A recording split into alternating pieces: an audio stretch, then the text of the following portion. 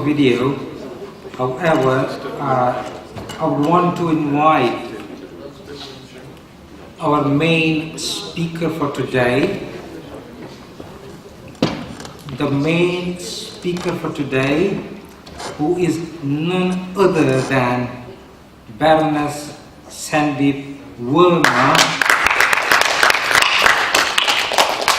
She has so many accolades. She is one of us, but she has gone through the struggle. She has made the difference. She has become an example, an icon for people to follow, so as to make the difference in life of not just the business world, but also the socio-political world. She's got more than 100 accolades, including the most prestigious Bharat Samman Award from the President of India in 2011. She is chair of the European Development Committee and so many other committees. I have got a list, including the Ellis Island Honor Award from USA in 2014, Global Chairman of the Worldwide Generations, Chairman of Nexus Green Limited, Chairman of DCS Limited, Independent Director of the Renewable Energy Association, Advisor to St. John's Cass Foundation, Advisor of the Amity University, and obviously she is patron of many prestigious organizations. The list goes on and on. Can we give a big hand to invite Hon'ble Baroness Sandip Verma, the Chairman of the European External Affairs Committee.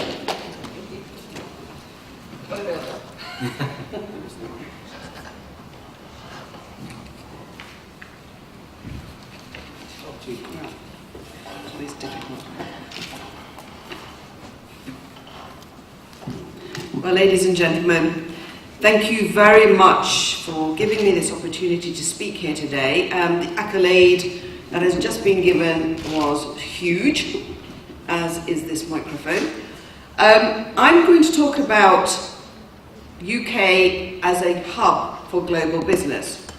I want to talk about it in the context and the backdrop of the referendum result that we had last June, and the opportunities and the challenges that are posed to the UK, but focus really on our relationship with the world and how we are going to turn our new relationship with Europe into something much more positive than you see in the press every day.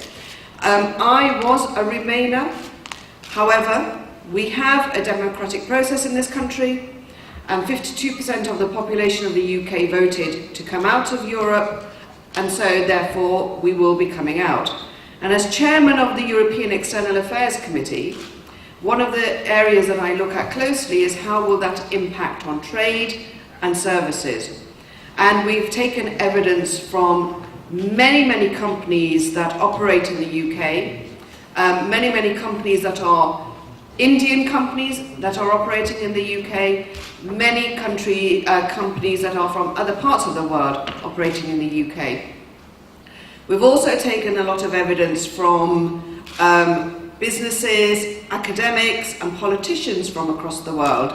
And what it has allowed us to do is to see how we as a country in this new order of things to come when we leave Europe, how will UK itself take on the new opportunities.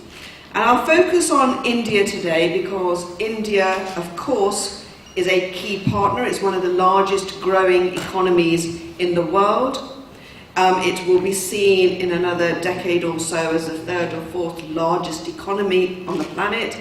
And so it is therefore in our interests as UK to make sure that we look at and rise up to the great opportunities that exist, not more because we share a common language of English.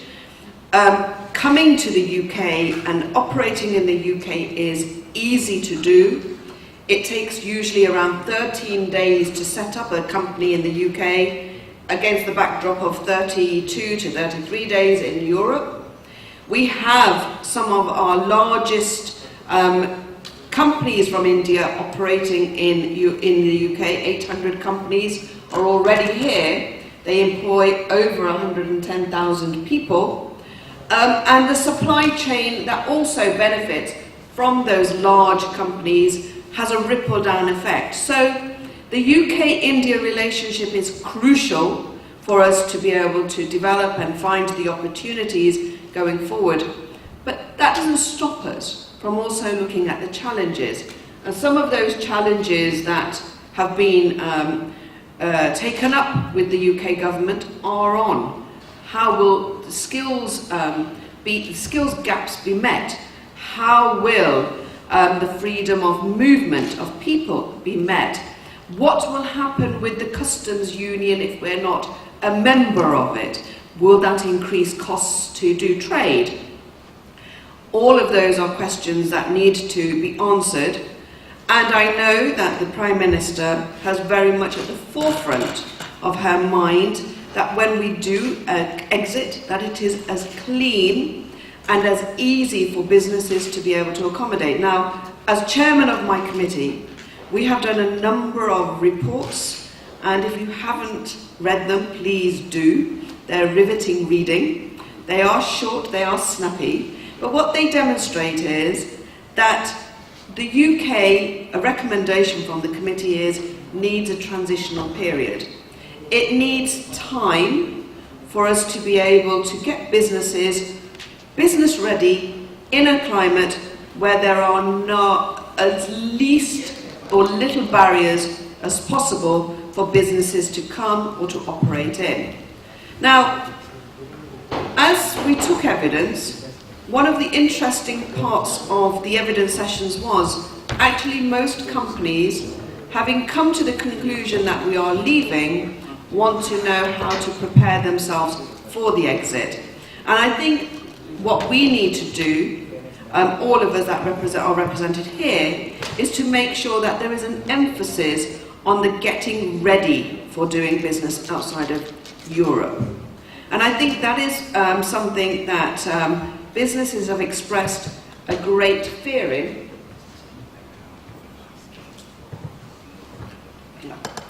And so businesses are asking, how do we get ourselves business ready for life outside of Brexit? Now, I have spent many, many years taking delegations across the world, UK delegations, UK businesses across the world. I was a Minister for Energy and Climate Change, and one of my jobs was to take high-value opportunities to countries like Bulgaria, Romania, the new Central Eastern Bloc countries that had come out and were independent and looking on how they could actually grow their economies. So I have huge experience in this area of looking at where there will be difficulties, but also being optimistic about the great opportunities. One thing I have always argued for, and this was even before the referendum, was that India, as a great opportunity place for UK businesses, really did need to embrace the small to medium-sized enterprises much better. We in the UK needed to prepare the groundwork for SMEs much better. And I think that is a conversation that needs to evolve even more so now, given that 96-94% of the companies in the UK tend to be SMEs. And what we don't want to do is to see SMEs not actually getting the fruit of being able to operate in economies like India, China, Japan. I mean, the Prime Minister had a very fruitful meeting with in Japan recently, and you know, the Japanese in the UK invest around, they spend around 40 billion every year through their businesses here, generate 40 billion for the GDP in their businesses here. They, you know, employ around 140,000 people in the UK. So these are large numbers. So it is right that we ask the serious questions, but it is also right that we work to make sure that we provide the environment for businesses to be able to operate smoothly in. And one of the key things most businesses say they like operating in the UK is that it has good security, fiscal measures are very comfortable for businesses here,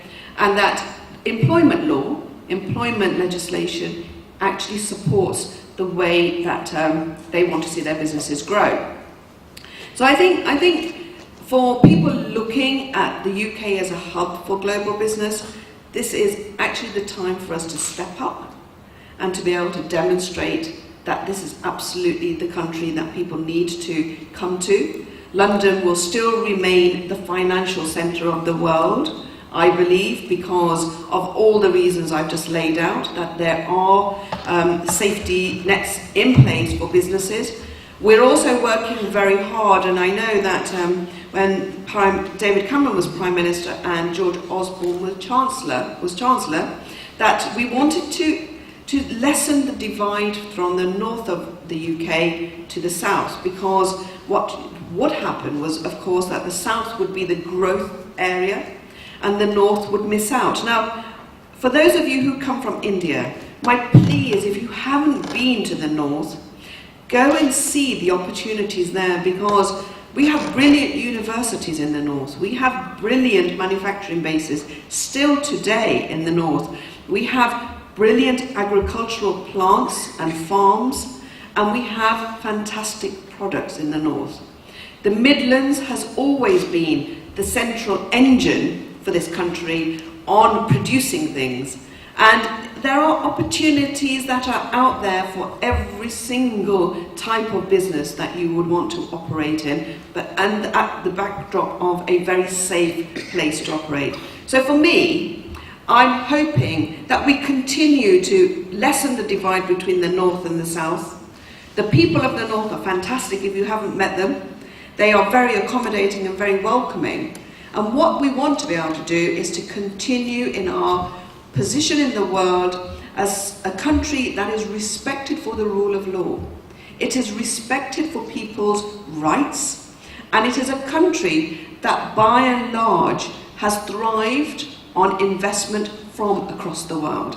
Now, I know that Brexit raised some uncomfortable conversations around immigration, and I think we should really lay the blame firmly at the feet of politicians for failing continually, political colours, all political colours, of the failure to address something that really does concern the public.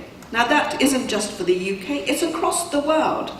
Across the world, we have seen a transient population on a scale that has not been known for a very, very long time. And we need to take responsibility as politicians, and I stand here as one, to say we need that honest debate. Now, people will say, oh no, it's not about immigration. Brexit was nothing about immigration. It was about sovereignty. It was about taking our rules back. It was about lots of things. But I'm afraid, I think the bulk of the argument still, in my mind, was that we failed to address certain issues, and one of those issues was immigration. Having said that, every single Prime Minister that I have known for many, many years has always looked towards India as a key partner. And David Cameron made his